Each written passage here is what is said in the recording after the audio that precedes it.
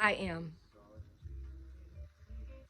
Those are the two most important words that we utter, and we utter them all day. I am so silly. I am so not good with technology.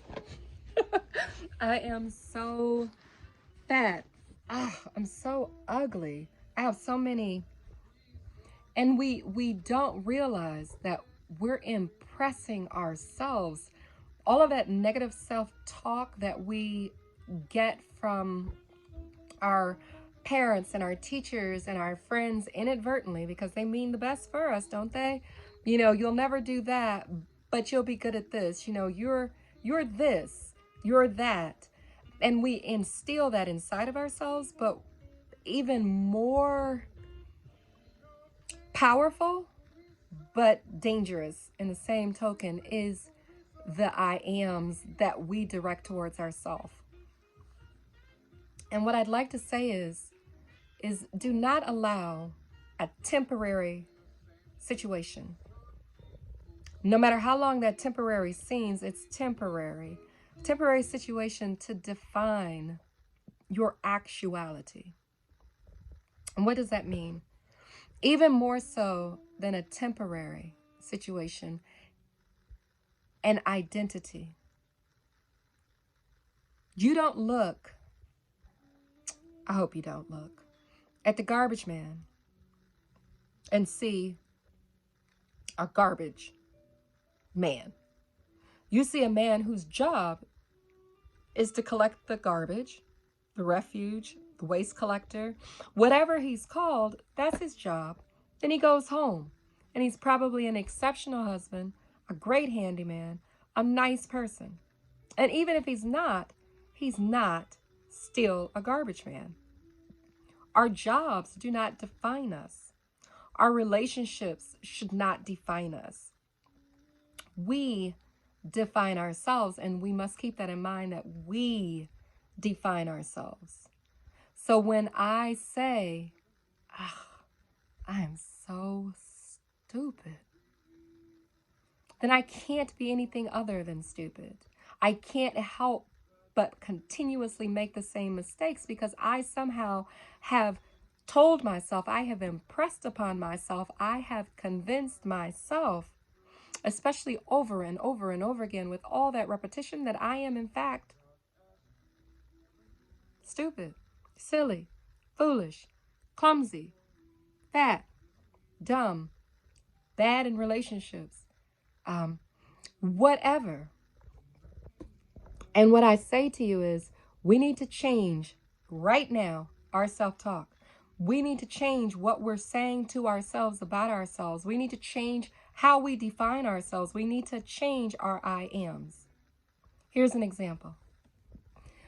What are your I ams? Write down your first 10 I ams.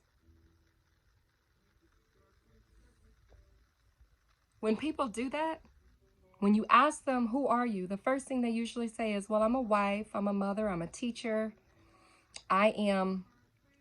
And they start defining all of these things. And I'm going to offer this to you. What happens when one of those things that is your I am fails, doesn't work out? You lose it. It doesn't exist anymore. If your first definition is, oh, I'm a wife, and your husband and you don't work out, no wonder there's such an emptiness and a loneliness and a hurt and a hunger and a hole, a void.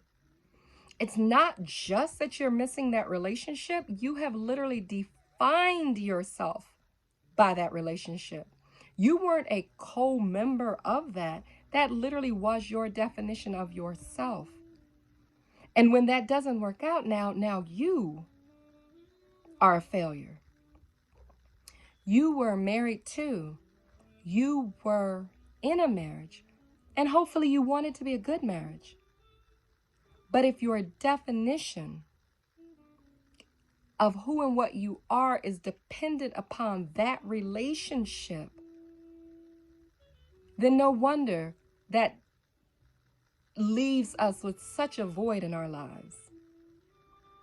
When the job that you really wanted, that you really loved, that you were good at, and that you defined yourself as, when that fails, when that department closes, when the business is no longer soluble, what happens to you?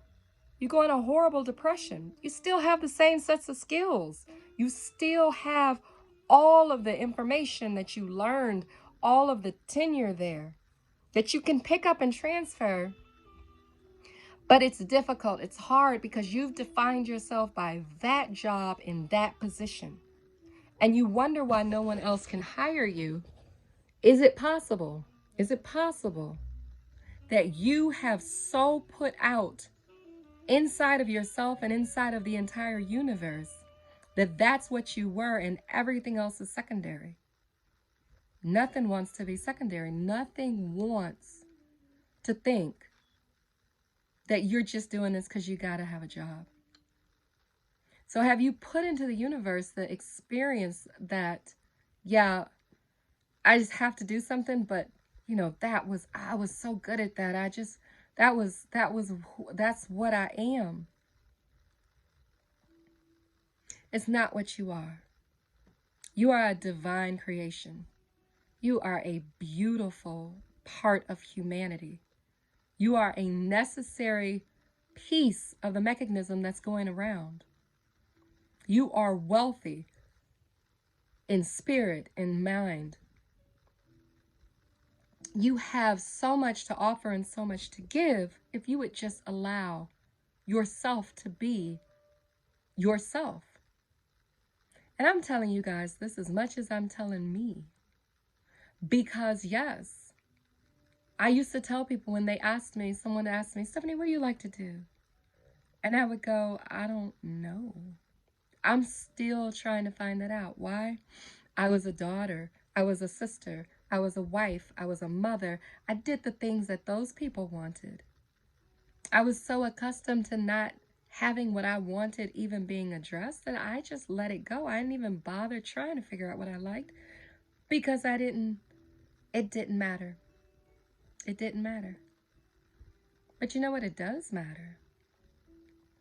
Because it defines me. It defines me in the fact that I love being out in nature, but I don't like bugs. So I love horticultural shows. I love waterfalls. I love peaceful, wonderful things because they bond me with nature, the sounds, the smells. It's soothing and it's calming. I don't like loud places. I don't like casinos. I don't like amusement parks. And does it cause problems? Yeah, it does cause problems. But at the same time, is that relationship so valuable to me that it'll cause me to lose peace? And I've had to sit there and I've had to come to conclusions that I'm fine being me. And yes, there are times to negotiate, there's times to compromise, but it shouldn't always be at your expense. It shouldn't be always at my expense. I am healthy. I am strong. Even in my weakness, I know that weakness might just be because of a cold. That weakness might be because I'm exhausted. But it doesn't define me. So I've tried to get very, very careful about saying my I ams. You know, I don't feel good, but I am good. When I can't say anything good, I'm highly favored and I'm blessed. And I can always say that because I know I'm blessed and I'm highly favored. However I say it, I know that. And so even when I don't have anything good to say, I can say that and know it from the bottom of my spirit. And you need to find something that you know from the bottom of your spirit that even when you don't have anything good to say, the thing that you can say is better than good. And my better than good is I'm blessed and highly favored.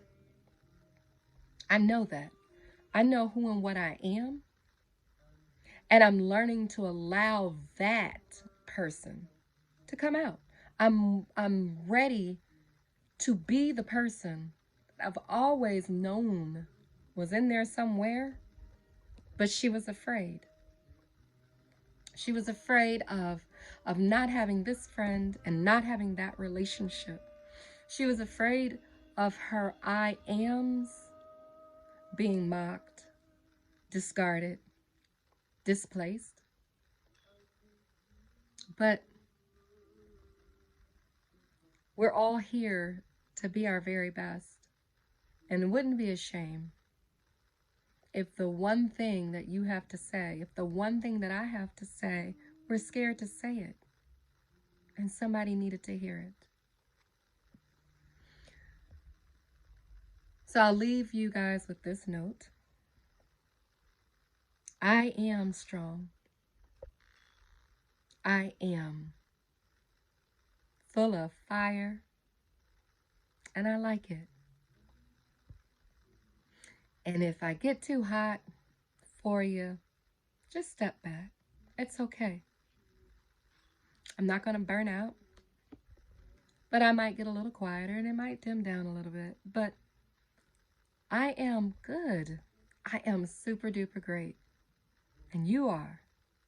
And at your lowest point,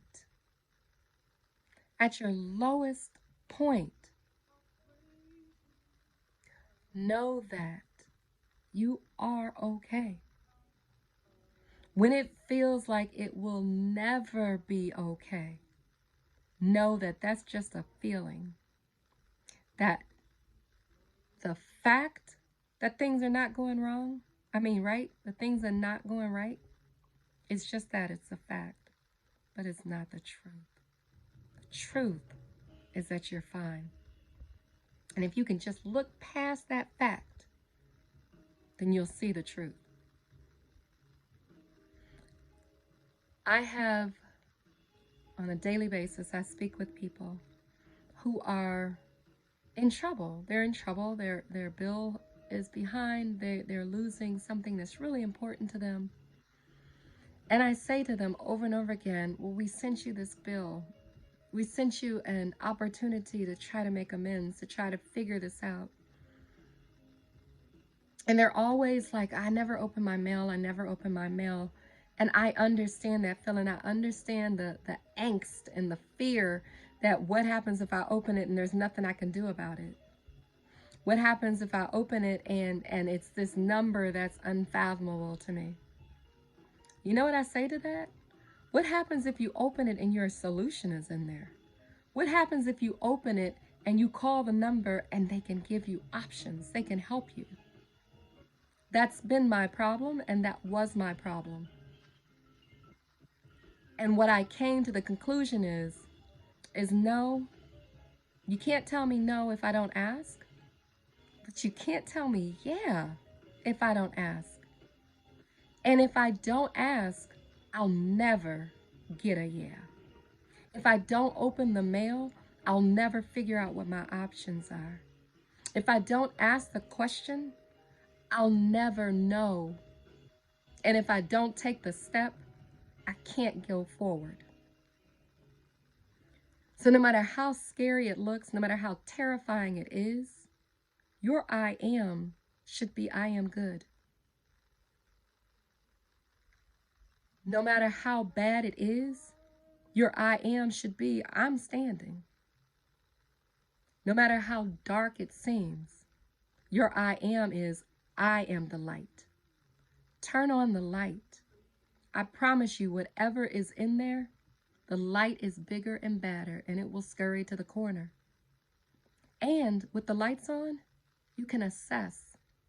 You can realize what's in there. You can form a plan of attack. And you probably will laugh at it and go, oh my, is this what I was afraid of?